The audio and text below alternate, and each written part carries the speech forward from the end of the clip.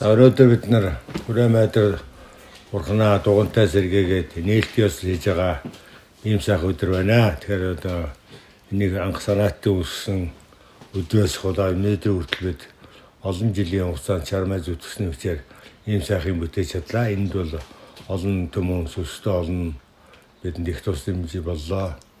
Тэгэхээр энэ бол түүхийн одоо чухал юм л да. Хүрээнд байсан Хүрээмайдар Бурхан гэдгийг дахиж сэргээн бүтээж залж байгаагаараа ач холбогдолтой.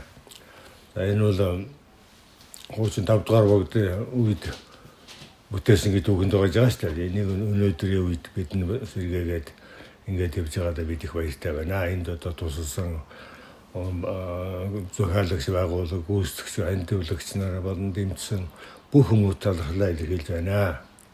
Энэ бол Монгол төмний цаашдын шүтэн болж үеийн үед байх хаа гэдэг би итгэлтэй байна. Ийм том урхан шүтэн төгсөлбөрийг бол тэр болгон сэргийг хийгээд яж чадахгүй.